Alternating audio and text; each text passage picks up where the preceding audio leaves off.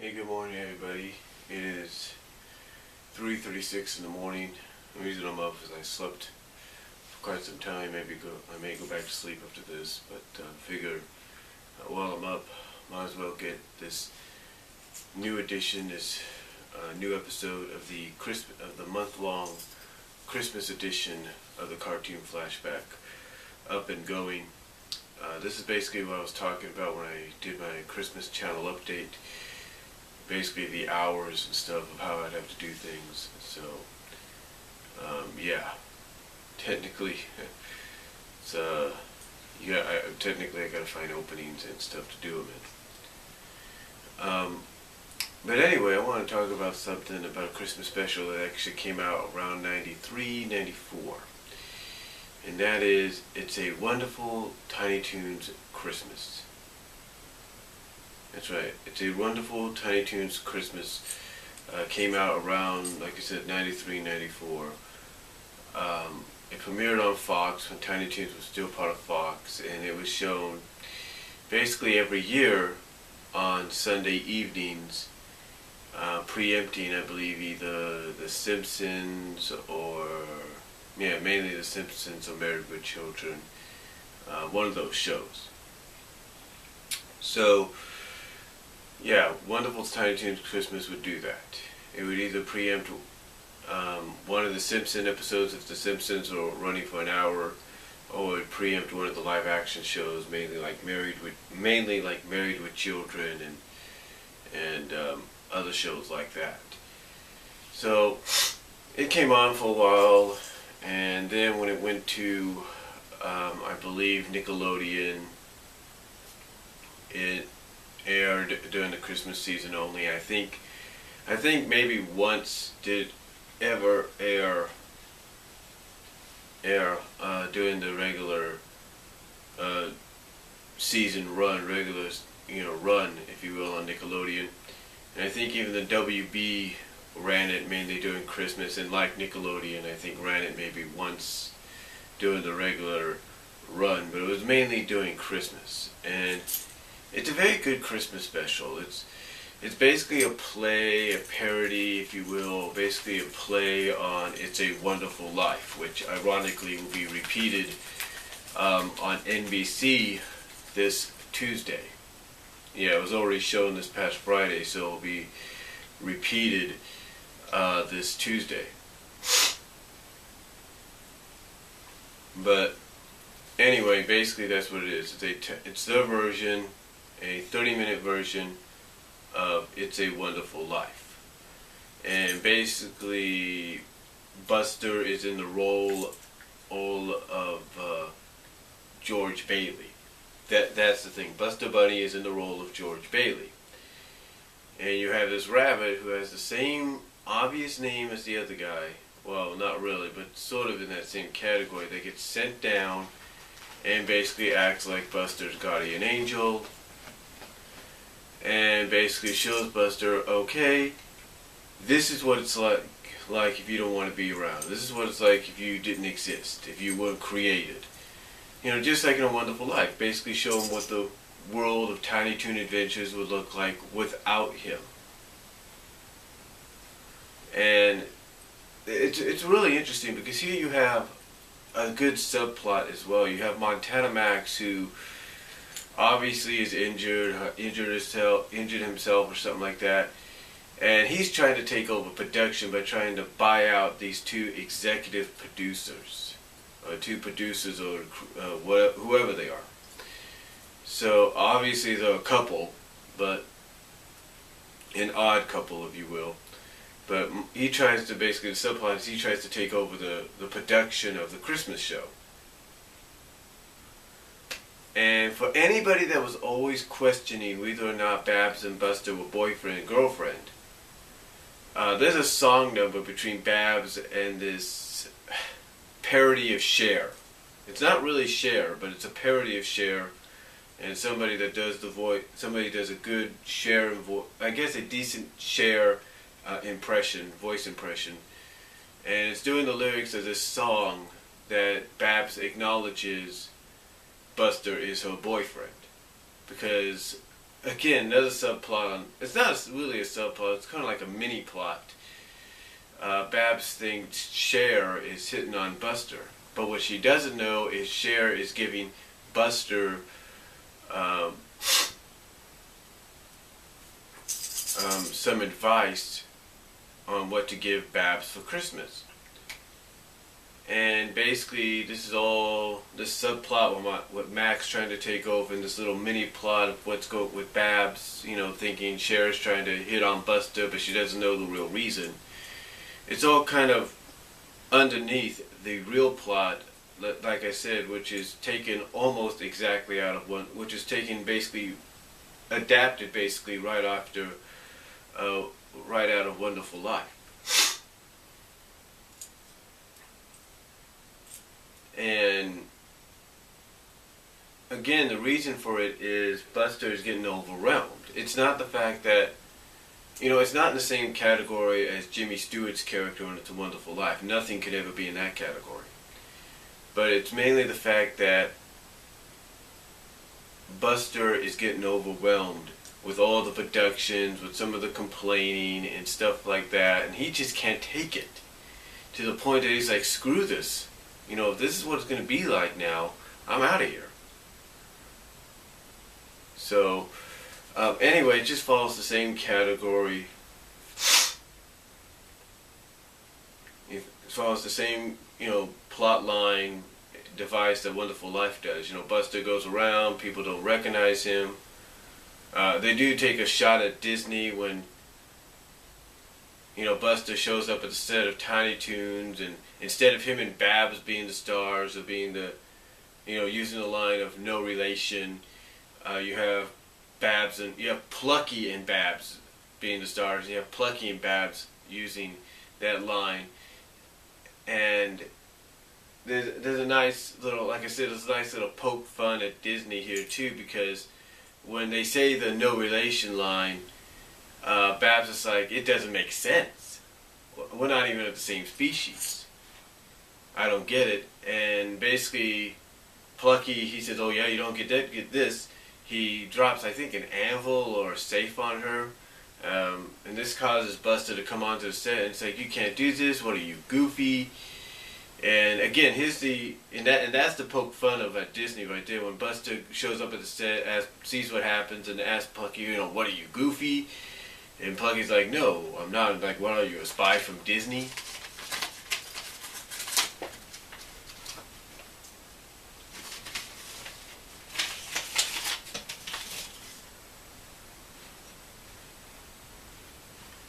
Sorry about that. I don't know why my cat likes to tear up paper. My mom's cat likes to tear up paper, but she does.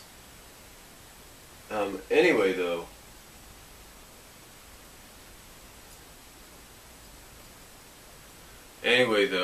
Like I said, that's kind of the poke fun of when, they have that little exchange. And yet again, with a few poke fun ofs here and things like that, it follows the same base storyline as It's a Wonderful Life. It really does. It shows that Babs, like, again, becomes, sort of this side character. She's not even sharing the spotlight like she does with Buster. She's just pushed to the side because the show's all about Plucky. And, it basically reduces her to having to go into this projection room. And she's in this projection room, and they're showing all these, I guess, these non-classic, non-real classic Looney Tune cartoons, sort of based around Wonderful Life. Like, you have Porky and Petunia, and Porky saying he'll he'll give Petunia the moon. You have Pepe and Penelope at a New Year's Eve party. It's all this kind of stuff, and it's basically show. And I'll give them credit on this. It kind of shows Babs kind of, wanting to have, that connect in this world, in this alternate world, wanting to have that connection with somebody not only of her same species, but of someone that when she says that no relation line makes that line makes sense. And again, they follow the same plot point and everything. And when Buster does meet up with her, when Buster does find her, it does kind of follow. It does and basically follows the same way that when George Bailey finds his wife in this world and she doesn't know him. It's the same thing here. But the one thing they do put in, and again, I like this nice little scene when they kind of talk to each other, introduce each other. Buster says no relation, and she's like, and Babs is like, that's the first time it's made sense. And then of course you go into that whole situation where she gets kind of worried a little bit, scared, and then runs off. So, but overall, again, like I said, with a few little nice scenes here and there, and little, pokes at other places like Disney and stuff.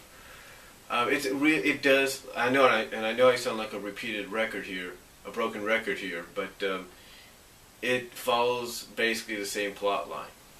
Now, they do over-exaggerate when Buster does return to the real world and back to his world, and they do over-exaggerate the whole excitement of being back. Like when George Bailey was happy to be back in Bedford Falls and all that.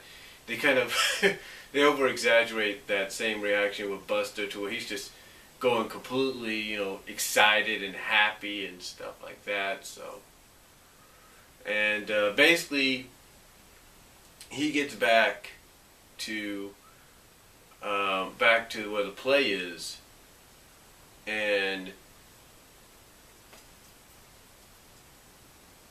he basically gets back to where the play is and finds that everything is in shambles, and finds out that, and sees that Max is and we basically, when Buster gets back to the play, he's heading back to the play because Babs was sent out to find him, and she has to now drag him back over there.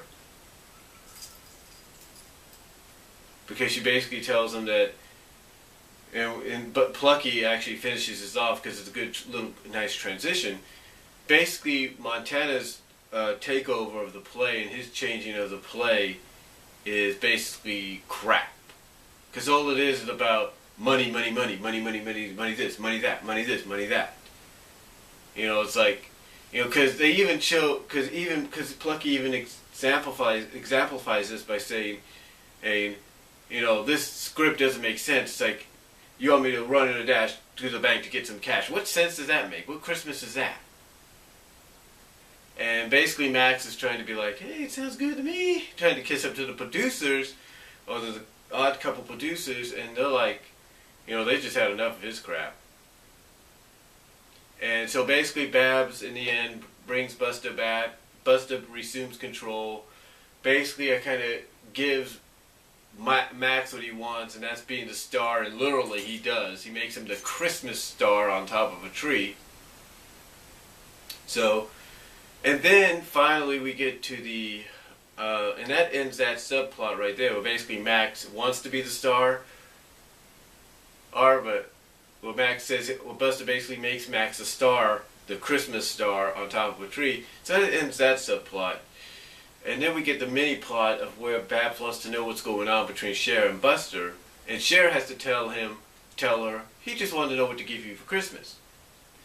So Babs is kind of like a little embarrassed, embarrassed and all that, and she's like, well, what is she?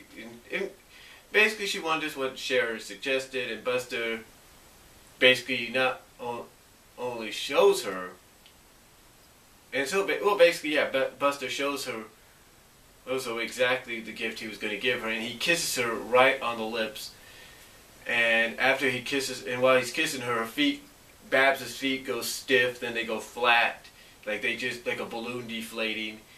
And then after he kisses her, he just walks off all proud and everything. And she says this, then she says, oh, and then she kind of says, oh, and after that she just melts right into a puddle right through her clothes. Literally, she does. Basically what happens, like I said, Buster kisses her, her feet go stiff, then they go deflate like a balloon, and then she just stands there, says her little O line, and then she just melts right through her clothes, and all that's left on top, and basically she melts right into a puddle on top of her clothes, into a pink puddle on top of her clothes, with a bit of a white outline. and all that's left on the ground on top of her melted form is her clothes, her ear ribbons, and her eyes. Yeah, literally, he melts her to the point that all that's physically remaining of her, all that's really physically remaining of her body is her eyes, and that's it.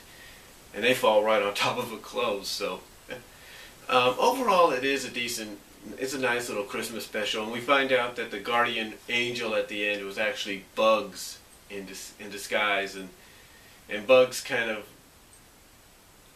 I guess, takes a shot at, I guess, give the writers credit for taking a shot at their own show and characters, because as soon as Bugs reveals himself as being the guardian angel, he's like, not bad. And then he reveals himself and he's like, okay, basically what happens is the guardian angel is right there and he's like, not bad. He takes off the mask and he reveals himself to be Bugs, and he's like, for amateurs. So, and that basically, and again, I give the writers credit for poking fun at their own product, at their own characters, because basically you just ultimately at the end made it about Bugs Bunny. You ultimately made it about the Looney Tunes, if you know what I mean. So, but overall, besides that, it's really an enjoyable special, and really, to me, one of the better adaptions or parodies or whatever you want to call it of It's a Wonderful Life. It's one of the better ones in my opinion. Even for 30 minutes, it's really good. It's one of the better ones. I will say this though. The ending of this, well, I'll say this. The scene where Buster kisses Babs on the lips and she melts, and then afterwards she melts right through her clothes and into a puddle right through her clothes to where her clothes are on top of her melted form, along with her eyes and all that. To me, when I look at that, and then I look at last year's Christmas special for a Christmas episode / special, or Christmas special for Looney Tunes show, the Looney Tunes show on Cartoon Network. When I look at that of what happened to Babs at the end of this special, and I look at that special with Lola, I say to myself, why couldn't they do something similar like that with Lola? Now, I'm not talking about having Bugs kiss her on the lips and she melts. No, I'm talking about the fact that when she becomes determined to bring Christmas back, to save Christmas, or basically bring the Christmas spirit back to the city or to the village or wherever they live in, the city that the Looney Tunes live in, that she gets so determined, so caught up in wanting to do that, that as soon as she leaves Buster's house, and she's fully clothed. I mean, she's got like this on. She's got like a stocking cap. I mean, if you've seen the Looney Tunes show Christmas episode, then you'll see that Lola has a stocking cap on, gloves, sweaters, jacket, and all that. So basically, to me, what I'm saying is that what happened with Babs after Buster kissed her here, where she melted right through her clothes, I'm thinking, why couldn't they do that with Lola? That instead of having her faint because she's overheated, because she gets overheated as soon as she steps out into the heat out of Bugs' home, and she goes, "Whoo, it's hot out here," and she faints. I'm thinking, if it's supposed to be Looney Tune wise, and you have this plot to where it's Christmas time, but it's like summer, it's like a really hot summer during Christmas time as your plot, why couldn't you have her walk out, say the line of "it's hot," and then do what Babs did in the Tiny Toons Christmas special, and that's have her melt right through her clothes, and just have her clothes on top of her melted form, and maybe have her melted form maybe drip off a little bit off the porch, or maybe bubble a little bit, showing how hot it is. You know what I'm saying? Why couldn't they do that? Because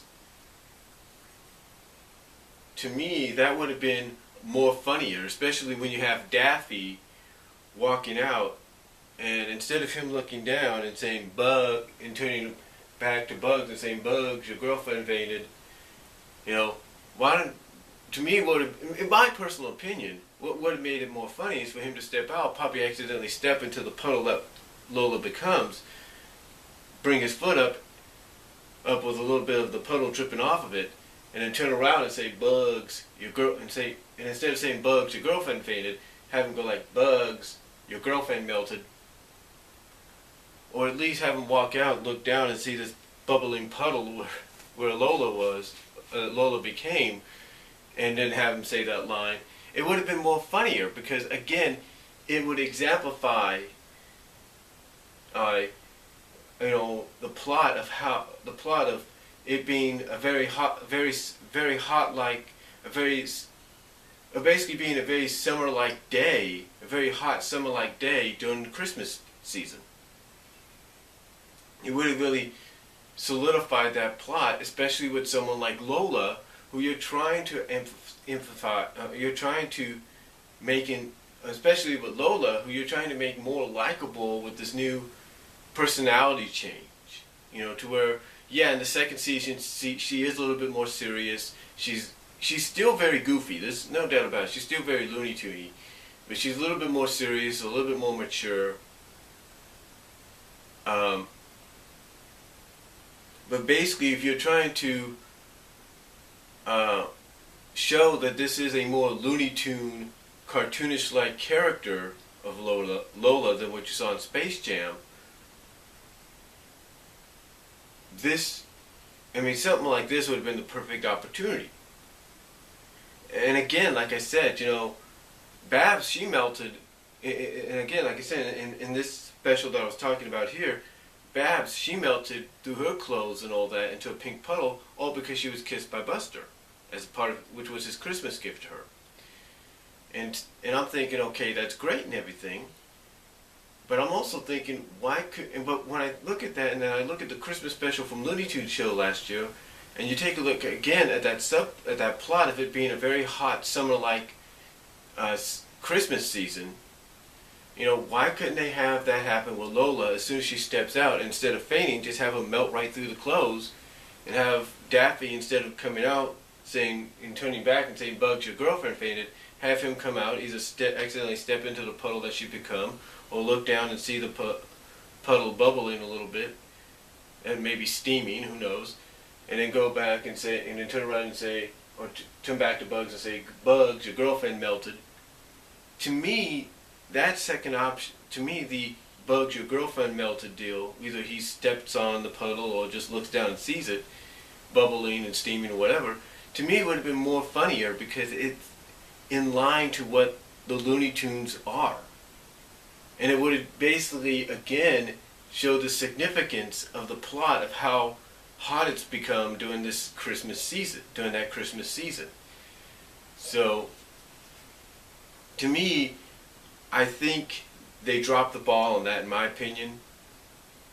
And I think whoever did the episode should have taken an example from the Tiny Toon Christmas and saw what happened with Babs there.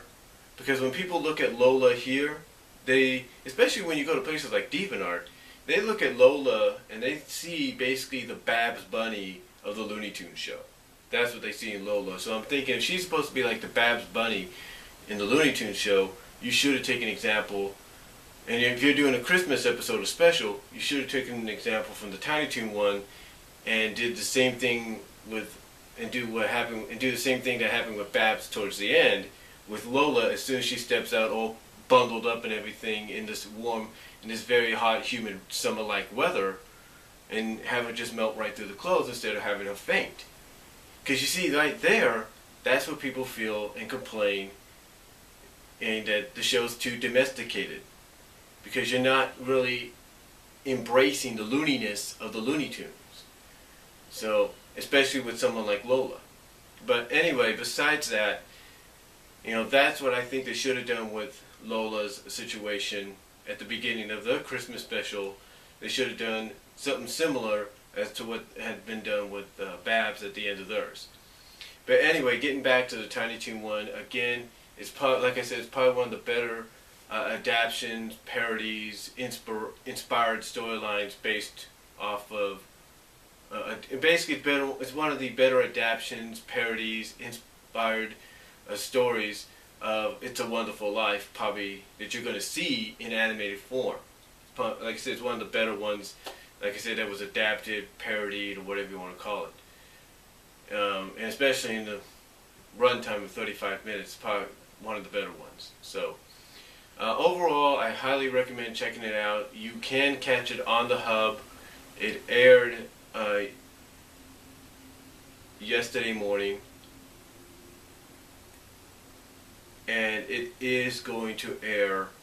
I mean, it aired yesterday morning, and it is going to air, I'm pretty sure, during Christmas Eve and Christmas. So be sure to check it out if you can find it on the Hub. It's hard. It's kind of difficult to find it because the Hub, like where I'm living, shows Tiny Toons at times between 4:30 in the morning and I think about 9:30 or 2 o'clock, 9:30 in the morning, 9 o'clock in the morning, and 2 o'clock in the afternoon. So you gotta definitely figure out what time it's gonna be on, but definitely check it out when you get the opportunity. Check it out. It's really good. And if not, then torrent it if you can, or find it on YouTube. Again, you will enjoy it. But again, I highly recommend watching it. Again, I highly recommend watching it because, like I said, again, I know I sound like a broken record, but to me, it's one of the better adaptations or parodies of It's a Wonderful Life that you're gonna find, in my personal opinion. So take that for what it is, and I will talk to you all later. God bless, take care, and comments are welcome.